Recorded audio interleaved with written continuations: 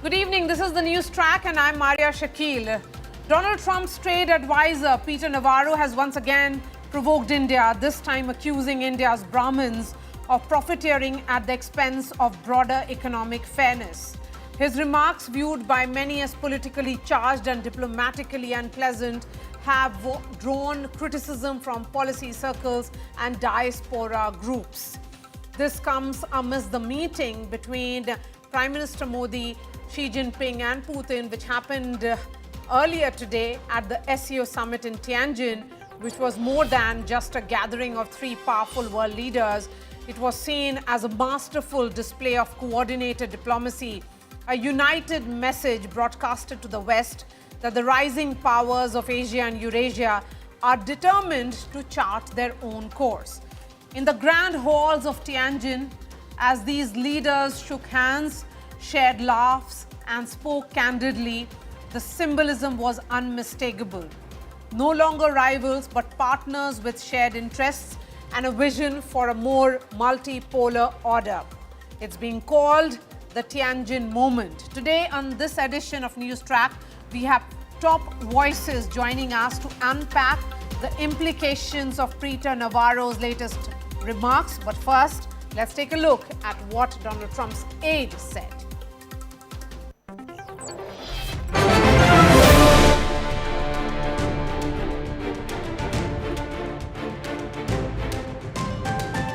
Donald Trump's aide Peter Navarro is at it once again. The Trump trade advisor has accused India of profiting from the Russia-Ukraine war, calling it a laundromat for the Kremlin. He goes on to blame Brahmins for exploiting the Indian people. The remarks sparked backlash online, with netizens branding it racism with a generous topping of cluelessness. Some opposition leaders tried explaining Navarro, saying Brahmins is just how elites are referred to in the United States.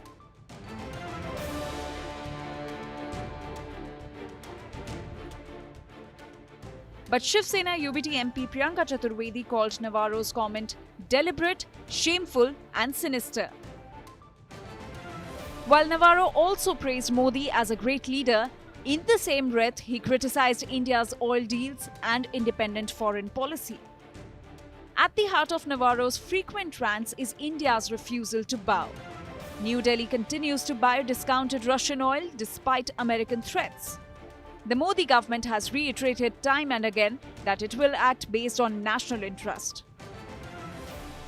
We are not the biggest purchasers of Russian oil, that is China. We are a country where actually the Americans said for the last few years that we should do everything to stabilize the world energy markets, including buying oil from Russia. Here's what's really upsetting Washington. Three leaders, Modi, Putin, Xi, shoulder to shoulder at the SCO Summit, shaking hands and hugging each other. The US will have to learn dealing with a multipolar world where it is no longer the only superpower. Bureau Report, India Today. And let me bring in Neil Mohani, who is the professor of economics at Stanford University. Professor Mohani, how do you see White House trade advisor Peter Navarro's Brahmins profiteering quote-unquote comment, which is, of course, being criticized as casteist? I'm looking at what exactly is the perception that the U.S. trade policy is sending, or the message that is being sent by the policymakers, especially when tariff negotiations were already strained? So look, the United States and India have a critical partnership, which is becoming even more important as the US seeks to diversify and de-risk from China. And I think comments coming out of the White House just underscore the mistakes the administration has made in bungling this critical relationship. Okay, does this style of framing complicated, serious debate over economic impacts economic impacts of tariff, especially in academic and policy circles. How is this being viewed? Look, the fundamentals of the relationship between the US and India are strong. There's shared values, the two largest democracies, deepening economic ties. In Silicon Valley, where I sit, there are many Indian immigrants who have leading positions as engineers, as developers, and as executives. But the rhetoric is not harmful. And as we've seen, it is, pushing India to explore other opportunities. Yes, because that pushing India away from its 25 years long relationship with United States was evident, something which we saw play out at the SCO Summit in Tianjin. How do you watch that imagery? The Tianjin moment, So as it look, is being called. I think the administration is bungling this critically important partnership. And the events unfolding right now are just underscoring the mistakes the administration is making. Yes, and Professor Mahoney, Donald Trump's 25% tariff, in fact, targets Russian oil, but India maintains a policy of energy diversification. How might such US tariffs affect India's strategic autonomy in energy sourcing and its long-term bargaining position with both Washington and Moscow? So look, I think the Trump administration and the global community uh, have an important rationale in cutting off resources to Russia to stop funding Putin's war machine. And it's completely appropriate for the US to use carrots and sticks with their partners to encourage them to consume less Russian oil. But tariffs and the 25% secondary tariffs are a very blunt instrument with collateral harm on everybody from the US consumer to US producers that buy intermediate imports from India to millions of Indian firms that have invested in being part of a China plus one strategy for the United States. And even as the talks are ongoing, of course, the trade talks between India and United States, there is a statement which has come in from Donald Trump, which of course is being seen as and read as him addressing his domestic audience, where he has said that the few people understand that we do little business with India, but they do a tremendous amount of business with us. Then he goes on to say that it's a totally one-sided relationship which has been there for decades. How is this really impacting India-US deal talks, and would you see this as a case of missed opportunity now? Look, I think the partnership is critically important, and trying to exert maximum leverage to get the biggest deal you can get is not in the long-term strategic interests of the United States. So I think the Trump administration needs to sort of take a step back and think about how they can maintain and build the critical relationship with India. Okay, from an economic policy standpoint, do you see the breakdown in trade talks between India and the US primarily as tariff-driven, or were there deep structural divergences, particularly with the new administration, the Donald Trump 2.0? Look, I think tariffs are probably the biggest geopolitical and economic mistake that the administration has been making from an economic perspective. Right? Tariffs are just horrible economic policy. They raise prices for US consumers, they harm US producers that rely on inputs from around the world, they harm companies in our partners that have been investing in supporting trade with the US. So all of that is bad policy. And I do think from that bad policy, you generate these geopolitical rifts. So my hope is that the administration sees the events unfolding in China as a wake-up call to reevaluate their trade policy. But to be honest, I'm not too optimistic. Can there be really a reevaluation when Donald Trump takes to Truth Social to make those comments which are being seen as outrageous. He has gone on to say that Indian economy is a dead economy.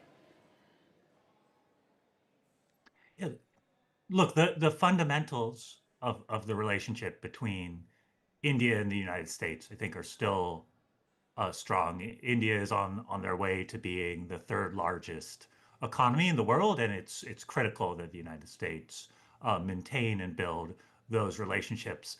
Look, I don't understand the administration's approach to foreign policy, including the use of rhetoric on social media. And I'm hoping that there'll be work to repair the relationship because it is critically important.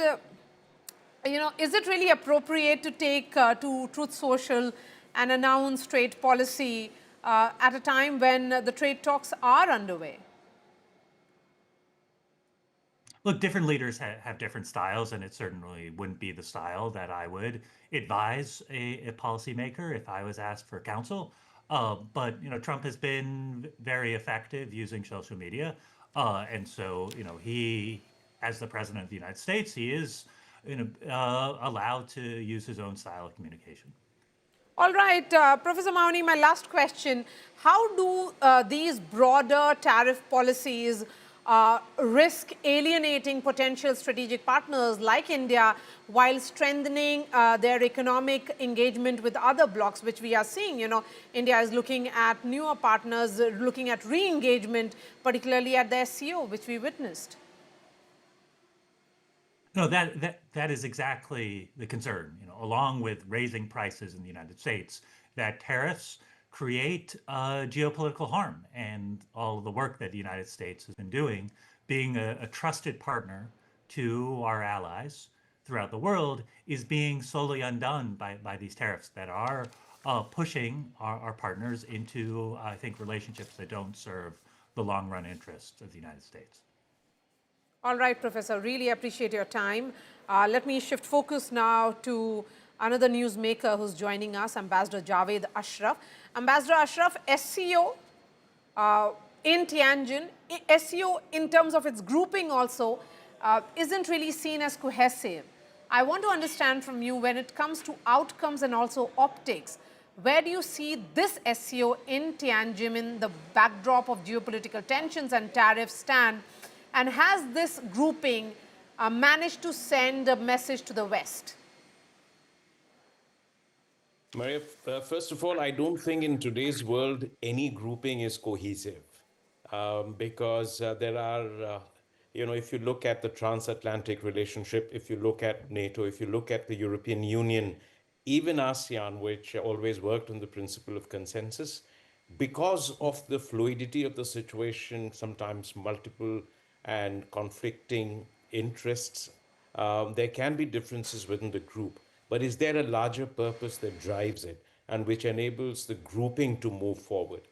I think first and foremost, SCO is important and should always be treated as important because it covers as a grouping the entire Eurasian landmass, very important countries, and now it is stretching into Southeast Asia, South Asia, Middle East, and Caucasia. So it is important for India to be part of this grouping. I think that this got a lot more attention and play because of the current geopolitical situation, in particular in India, because of the current turmoil in our relations with the United States and to an extent with the West. However, I think we should see this in and of itself and not something that needs or should get attention as a rebound, as it were, after a rebuff from the United States. That would be setting ourselves into a false trap. So I think we should focus on the merits of SU. As I've said, it is of great geopolitical, geostrategic and importance for us. It is a political geography that is of great concern. Second is that SCO is a reflection and it's expanding membership and dialogue partnership, as is the case of BRICS, about a new resistance to an existing hegemonic order that was set up by the West. And therefore, you see BRICS and SCO evoking a much higher level of interest, particularly in the global south, in Asia, in what we might also call the Indo-Pacific. So I think this is a reflection of this underlying and these great shifts that are taking place in the world. Okay, Ambassador Ashraf, let's look at how the world would be watching that famous imagery. And I'm going to ask the producer to put that on our television screens, which is, of course, a pull aside which happened between Prime Minister Modi-Xi-Putin and Vladimir Putin. There are challenges that we are seeing. There would be cautious optimism given the nature of relationship with which India and China have had, a great degree of uncertainty, unpredictability. There are multiple equations being forged, multiple, being broken in the last few months that we have seen. Do you see this as some kind of build-up to Quad? Although the message that has come in so far from America is that Donald Trump may not attend the Quad Summit in New Delhi. Once again, Marya, we should not fall into the false dichotomy of either or situation. India hasn't played it that way. We've had different sets of priorities, which some may agree with, some may not agree with, overemphasis on one vis-a-vis the other. That may be questionable, or some may think that wasn't the right course of action. But I would say this, that the SCO declaration itself speaks against blocks. That's one part of it. The second is, and I think that from our point of view, it is therefore why I keep emphasizing that we shouldn't have at least, I don't think the government has it, but there is that sense of emotional approach in the media and the public domain about what I call the mood swings from one side to the other, because that is what leads then to challenges and extreme volatility in relationships. So I'd say this, that India and China have set for themselves goals of normalizing relations, easing tensions, and expanding cooperation. We have done this in the past, but they have often, got derailed. We could still face that situation. But the challenge for us is to be able to navigate past that. And why is it important to do that? We are two neighbors. China is a major military, economic, technological power. It has now got expanding global influence. India is the fastest growing major economy, now going to be an engine of growth, is also very self-assured and confident, is developing its military capabilities. I think that it serves neither country's global aspirations and internal goals if they continue to be in a state of expanded or enhanced conflict or heightened tension all the time. So there is a need to find a way to maintain peace and tranquility in the relationship, which means that in case there are sometimes incidents, sometimes setbacks, how do we prevent that from becoming a source of a sudden precipitous freeze or decline in engagement? I mean, that is an important dimension. And for that, I think China also needs to be very sensitive to our interests and to our concerns. Ambassador Ashraf, always pleasure listening to your perspective. So thank you so much for joining me on NewsTrack tonight. Let me bring in Lieutenant General D.S. Huda now. General Huda, let's talk about the Tianjin Declaration. How many steps have we moved ahead? And how do you look at the declaration vis-a-vis counter-terrorism and India's stand?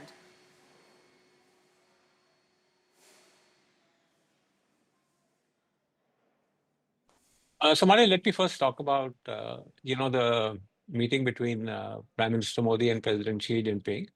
And I think there are some important elements there too. The first, both countries, the way they have framed it is that we are not rivals, but partners. Both sides have agreed to maintain peace and tranquility. I think people-to-people contacts are going to now improve. We already started the Kailash Mansarovar Yatra, direct flights. There is mention of, in both statements, of the pursuit of strategic autonomy. So I think, relations that were strained after 2020 have started showing some kind of reset after the two leaders met last year in October. So I think this is a step forward and bodes well for both the countries, two giant rising powers in Asia can't be sort of in a conflict with each other. So I think it bodes well as far as the future relations of India and China go. There are, of course, challenges, and I think some of them are also reflected in the statements by the two sides, where India has talked about peace and tranquility, important for development of bilateral relations, while the Chinese statement says that the border issue should not become, a defining feature for overall relations. So we do see some minor sort of differences, which will take time to resolve. But overall, I think it's a good step. On the statement that has been issued by the SCO, I think India's stance, and it was being watched whether issues of terrorism are going to find mention in that, and directly the Pahalgam terror attack has found mention. They've talked about bringing the perpetrators of terrorism to justice. So I think India could be satisfied, with the final outcome of the SCO meeting. Okay, General Huda, there are skeptics, there have been multiple instances of betrayal with whenever India has had or tried to reset ties with China. After every meeting, there has been a doklam or a galwan. At the same time, there is certainly that sense, and the question that is being repeatedly asked here in India is, how far can China be trusted? Okay, so let me just take the first step and, how far can we trust China? Look, I don't think we should ignore that there are challenges in this relationship, major challenges. We have a completely unsettled border that is, we've not been able to find a clear solution to that problem.